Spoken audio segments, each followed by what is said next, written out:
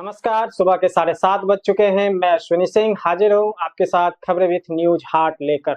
और हमारे साथ आज मौजूद हैं न्यूज हार्ट के जर्नलिस्ट सागर जी। बहुत बहुत स्वागत है सागर जी। जी धन्यवाद सोनू जी। आज चर्चा होगी इस कार्यक्रम में प्रशांत किशोर की। चुनाव हारने के बाद लगभग गायब से हो गए थे प्रशांत किशोर। एक आध खबर में चर्चा आई, कांग्रेस के साथ मिले हैं, कांग्रेस के नेताओं के साथ मिले हैं। खबरें ये भी आई कि वो कांग्रेस के साथ जो है सो जा सकते हैं।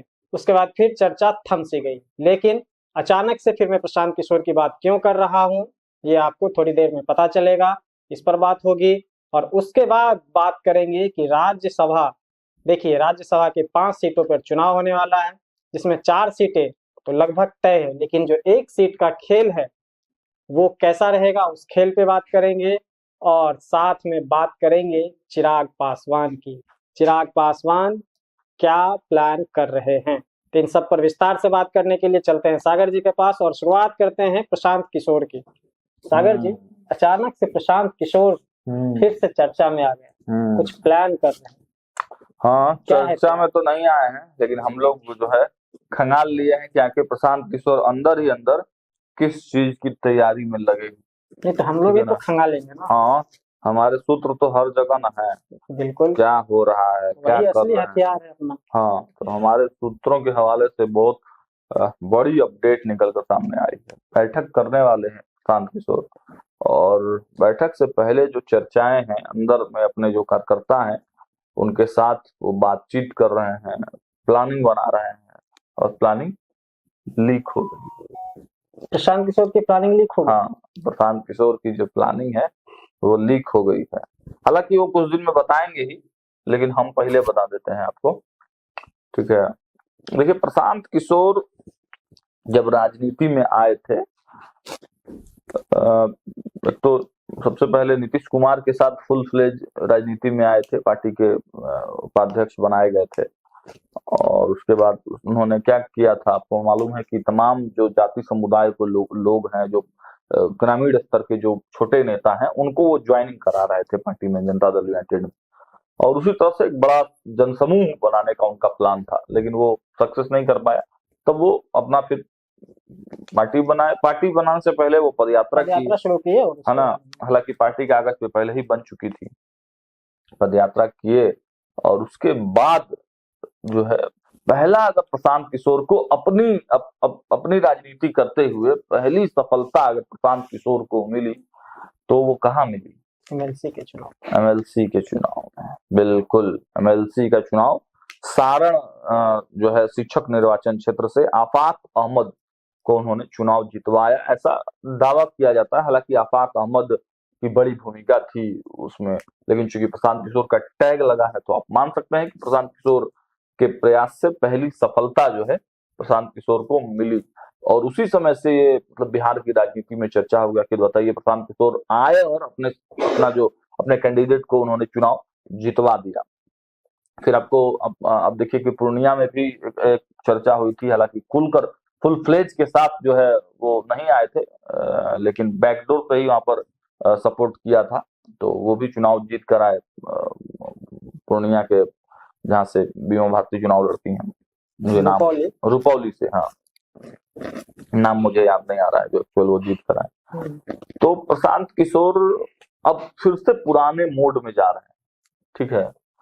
प्रशांत किशोर एक तो जब जनता दल यूनाइटेड में आए थे तो क्या कर रहे थे, ज्वाइन करा रहे थे मुखिया को, जाति समुदायों के नेता को, पंचायत स्तर के नेताओं को। तो अब उसी मोड में वो जाने की प्लानिंग कर रहे हैं। अब जो निकायों के चुनाव होने वाले हैं बिहार में, तो उसमें बड़ी भूमिका में प्रशांत किशोर आपको दिखाई देंगे। हालांकि भारतीय जनता पार्टी के राष्ट्रीय कार्यकारी अध्यक्ष नितिन नवीन का भी ये बयान आया था ना कि भाजपा का ध्यान अब पंचायतों तक है, बिहार चुनाव को लेकर उन्होंने जिक्र भी किया था। तो अब भाजपा भी निकाय चुनाव को बड़ी प्रमुखता से देख रही है, और प्रशांत किशोर भी अब उसी पोजीशन में लगेंगे। लेकिन उससे भी ज्यादा इंटरेस्टिंग फैक्ट ये है कि जहां पे उनको सफलता मिली थी एमएलसी के चुनाव में, तो एमएलसी के चुनाव में भी उनकी बहुत दिलचस्पी है ना। क्योंकि डायरेक्ट चुनाव में तो असफल रहे, मुंह की खानी पड़ी प्रशांत किशोर को। तो अब अप्रत्यक्ष जो चुनाव होंगे, जो मतलब पढ़े लिखे लोगों का चुनाव कहलाता है, तो उस चुनाव में वो जा रहे हैं, क्योंकि वो बातें भी उसी तरीके का करते हैं। उनका और उनके जो कोर टीम के लोगों का मानना है कि प्रशांत किशोर जिस लेवल का बात कर रहे थे, वो आम जनमानस उस बात को समझ नहीं पाई। तो पढ़े लिखे लोगों तक ही जो है अभी फिलहाल जाया जाए और उनके माध्यम से भी एक्सपेंशन किया जाए पार्टी का। तो इसीलिए अब प्लान बना है, प्लान एमएलसी का। अभी देखिए, अगर बात करें तो हालांकि कई सीटें खाली हो रही हैं, लेकिन शिक्षक निर्वाचन और स्नातक निर्वाचन पर ज्यादा फोकस है प्रशांत किशोर का। तो शिक्षक निर्वाचन के भी 4 सीटें खाली हो रही हैं, पटना, दरभंगा, तिरहुत और सारण। पटना में नवल किशोर यादव है, दरभंगा में डॉक्टर मदन मोहन झा है, तिरहुत में संजय सिंह है, सारण में आफाक अहमद है, जो कि खुद उनकी पार्टी से चुनाव लड़े थे। और दूसरा है स्नातक निर्वाचन क्षेत्र। तो स्नातक निर्वाचन में भी पटना, दरभंगा, तिरहुत और कोसी। पटना से नीरज कुमार, दरभंगा से सर्वेश कुमार, तिरहुत से बंशीधर ब्रजवासी और कोसी से डॉक्टर एनके यादव। तो ये 4 और 4 कुल 8 सीटें जो है खाली हो रही है 16 नवंबर 2026 को। अब इसी की रणनीति में प्रशांत किशोर लग चुके हैं। बाकी पार्टियों का भी कहीं ना कहीं इंटरनल अंदर खाने तैयारी है, बाहर तो निकल कर अभी नहीं आया, लेकिन प्रशांत किशोर ने कमर कस लिया है और अपने जो उनके आसपास के जो इर्द गिर्द के लोग हैं उनको ये बता दिया गया है कि भाई ये इस पर फोकस करना है, और उसी हिसाब से वो कैंडिडेट का भी तलाश करना शुरू कर दिए। और इसी के इर्द गिर्द अब प्रशांत किशोर की जो रणनीति है वो आपको दिखाई देगी आने वाले समय में। एमएलसी चुनाव 4 और 4 8 सीटों पर। एमएलसी चुनाव की बात कर रहे थे और पटना में स्नातक चुनाव की जब बात हुई तो एक नाम याद आ गया, नीरज कुमार। इन दिनों बहुत खबरों में रहते हैं, बराबर एकदम देखिए, तो कभी अनंत सिंह को टारगेट करने लगे, कभी राबड़ी आवास को लेकर बार बार टारगेट कर रहे हैं, और उनके ही पार्टी के जो नेता हैं नसीहत भी दे रहे हैं। तो इसके पीछे का क्या कारण है, क्या ये कनेक्ट हो रहा है दोनों? बिल्कुल, अब देखिए ना, खत्म हो रहा है ना उनका टर्म, अब मुश्किल से 6-7 महीना 8 महीना टर्म है उनका, तो थोड़ा चर्चा में रहेंगे, एक्शन में रहेंगे, तब ना पार्टी ध्यान देगी। हाँ, पहले बैठक उठक भी किए कुछ दिन पहले, बैठक उठक भी लगातार, उनका वोटर लिस्ट बनाने वाला भी जो प्रक्रिया है वो भी लगातार जो है चल रहा था पिछले दिनों, अपडेट होने का। हाँ, अपडेट होने का। तो थोड़ा चर्चा में रहेंगे तब ना भाई, टिकट का समय हो गया, माहौल बना। हाँ, माहौल बनाते रहते हैं नीरज कुमार, माहौल बनाने के लिए जाने जाते हैं, है ना। और कहा भी जाता है कि जब आप कहीं भी खबरें कम मिल रही हो, मीडिया के मसीहा है, रिपोर्टर्स के, पत्रकारों के वो मसीहा है। कहीं खबर नहीं मिलेगी तो हम लोग जाते हैं कहाँ, कहीं खबर नहीं है भाई, सुनसान है, आज मार्केट चलिए नीरज जी के यहाँ से कुछ लेकर आया जाए, और कुछ न कुछ देते हैं, और नीरज कुमार कुछ न कुछ दे देते हैं। हाँ, पूरा गर्मा जाता है राजनीतिक माहौल, बिल्कुल, है ना। तो चर्चा में बने हुए, चुनाव आ गया भाई, चुनाव उनका चुनाव आ गया। एमएलसी की बात कर रहे थे, एमएलसी के चुनाव की, तो कुछ और भी सीटें हैं जो खाली हो रही है, तो थोड़ा इसके बारे में भी विस्तार से दर्शकों को बताएं। कई कोटों से जो है एमएलसी के चुनाव होते हैं, विधान परिषद के सदस्यों के चुनाव होते हैं। तो एक तो विधानसभा के कोटे से भी होता है, जो विधानसभा के सदस्य जो वोट करके चुनते हैं, तो उस माध्यम से भी जो है 8 से 9 सीटें वहां से भी खाली हो रही हैं, है ना। तो गुलाम गौस जो है उनका जनता दल यूनाइटेड के, फिर भीष्म सहनी है जेडीयू के, कुमुद वर्मा है, फारूक शेख है, सुनील सिंह है, संजय मयूख है, समीर कुमार सिंह है, मंगल पांडे का तो लंबा है, हाँ लंबा है, लेकिन चूंकि ये विधायक बन गए हैं तो वो सीट खाली होगी, इस चुनाव पर भी इस पर भी चुनाव होगा, उपचुनाव होगा। हाँ। मंगल पांडे वाली सीट पर। तो देखिए, भगवान सिंह कुशवाहा और सम्राट चौधरी की सीटें भी खाली हुई हैं विधानसभा कोटे वाली। तो इसमें भी अगर सरकार चाहे तो चुनाव करा सकती है, क्योंकि 6 महीने का मोटा मोटी अभी इन लोगों का टर्म बचा हुआ है। भगवान सिंह कुशवाहा भी विधायक बन गए और सम्राट चौधरी भी विधायक बन गए। तो सरकार अगर चाहेगी तो जो है कैबिनेट से पास कराकर इन सीटों पर भी चुनाव कराया जा सकता है, अन्यथा 6 महीना है तो ऐसे ही पार भी हो जाए। अब एक राधाचरण शाह की भी सीट है, वो भी जो है स्थानीय निकाय निर्वाचन क्षेत्र से चुनकर आए थे, एमएलसी थे, अब वो भी विधायक बन गए हैं, तो ये भी एक सीट खाली हो रही है। तो कुल मिलाकर अब बिहार में विधानसभा के चुनाव के बाद एमएलसी सीट की चर्चा जोरों पर है।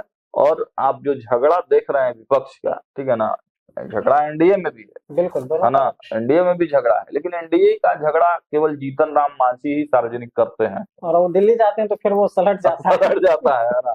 तो मांझी जी उस चर्चा को थोड़ा उजागर कर देते हैं, बाकी बहुत लाइन साइलेंटली अंदर अंदर सब बातचीत होते रहता है, बहुत चीजें बाहर निकलकर नहीं आ पाती हैं।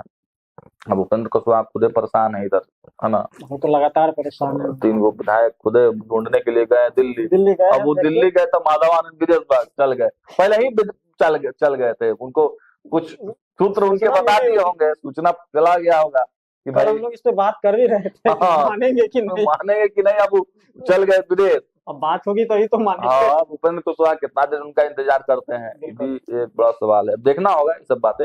लेकिन कुल मिलाकर कहे लब्बो लुबाब जो है पूरे बिहार के राजनीति का और विपक्ष का, खासकर जो आप देख रहे हैं लड़ाई अभी कांग्रेस और राजद में पेंच फंसा हुआ है, तो यही सब मामला है ना।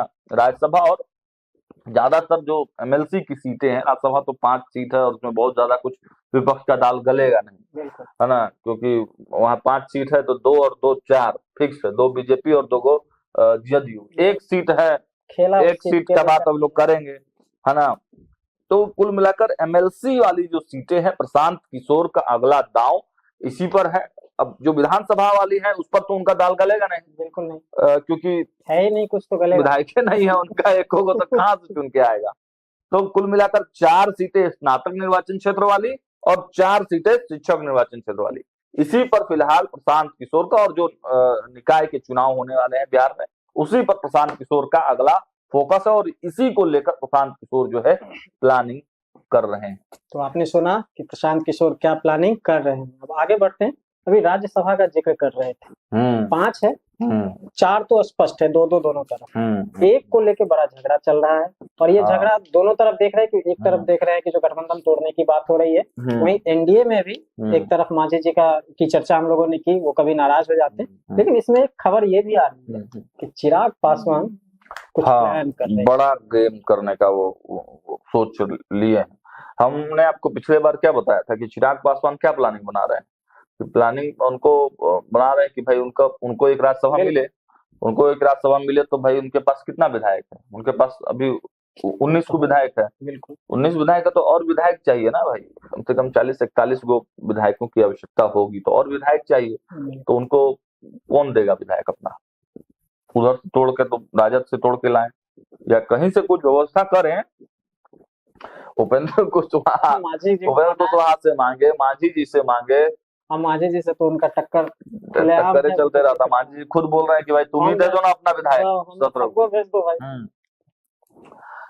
तो हमको मतलब उनके पार्टी के किसी आदमी को। हाँ, तो देखिए कुल मिलाकर अश्वनी जी, आपके पास मान लीजिए कि 100 रुपए की जरूरत है, या किसी व्यक्ति को मान लीजिए कि 100 रुपए की जरूरत है, और उसके 3-4 आदमी हैं, सबको 100-100 रुपए की जरूरत है, किसी के पास 90 रुपए है, किसी के पास 60 रुपए है, किसी के पास 10 रुपए है, तो किसको सपोर्ट अप करिएगा कि उसका काम हो जाए? 90 वाले का करेंगे ना, 90 जिसके पास पहले, हाँ, जिसके पास पहले ज्यादा है उसको तुरंत सपोर्ट कीजिए, खट से ना उसका काम हो जाएगा, उनकी जरूरत है पहले उसका। हाँ, तो इसी फॉर्मूला से सबसे ज्यादा विधायक, मतलब अगर एनडीए खेमे में भाजपा जदयू के बाद देखा जाए तो चिरागे पासवान के पास है ना, 19 जो विधायक है, तो मोटा मोटी यही ज्यादा लगेंगे कि भाई मेरा काम हो जाए।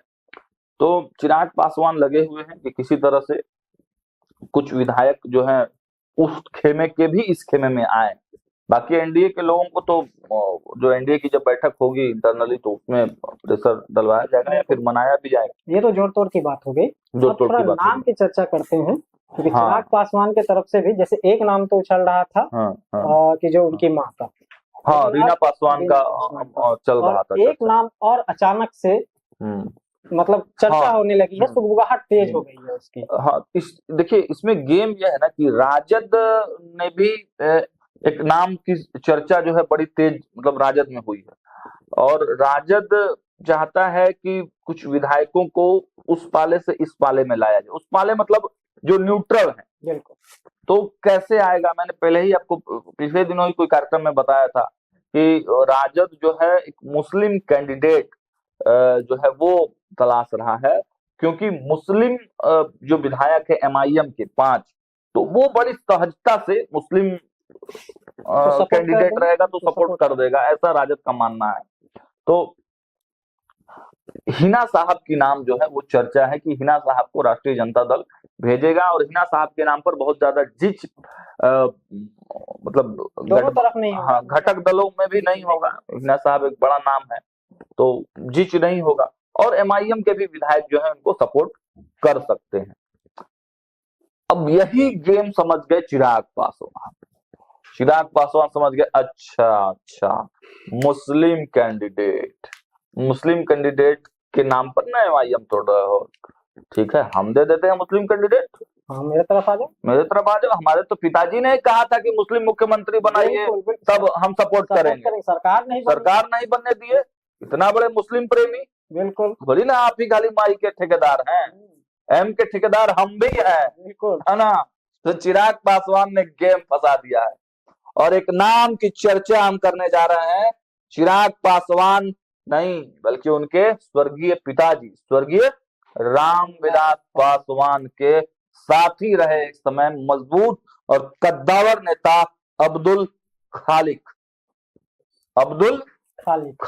का नाम जो है अभी चर्चा में है। अंदर खाने इस बात की चर्चा हो रही है, और चिराग पासवान इनके नाम पर दांव खेल सकते हैं। अब अंदर क्या डिसीजन लेंगे कोई नहीं जानता है, लेकिन हाँ, इनके नाम पर जो है, अब्दुल खालिद के नाम पर जो है, तो अब्दुल खालिद बहुत पुराने जो है पार्टी के ईमानदार रहे हैं, और इनके जो पिता हैं स्वर्गीय रामविलास पासवान जी, उनके बहुत करीबी नेताओं में वो शामिल रहे हैं, और अभी भी लगातार पार्टी में बने हुए। पार्टी की विचारधारा से लेकर चिराग पासवान जब अकेले थे उस समय भी काफी ज्यादा उनको साथ में रहे। तो कुल मिलाकर अब्दुल खालिद के नाम की सहमति जो है अंदर खाने में बन रही है। और चिराग पासवान का ये दांव इसलिए है कि भाई 19 सीट तो उनका खुद का है, अपना विधायक, कुछ एनडीए के जो विधायक है वो सपोर्ट कर देंगे, है ना।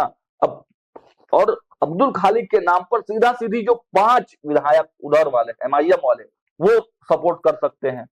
तो राजद का जो प्लान तैयार किया जा रहा है मुस्लिम गेम करने का, तो उसको तोड़ने के लिए चिराग पासवान ने ये प्लान बनाया है अब्दुल खालिद का। अब देखना होगा इसमें चिराग पासवान कितना सफल हो पाते हैं। मतलब राज्यसभा के चुनाव में मुस्लिम कैंडिडेट जो है सो एक बड़ा फैक्टर, बहुत बड़ा फैक्टर। हाँ। अब आगे बढ़ते हैं, थोड़ा सा चर्चा कर लेते हैं कुशवाहा।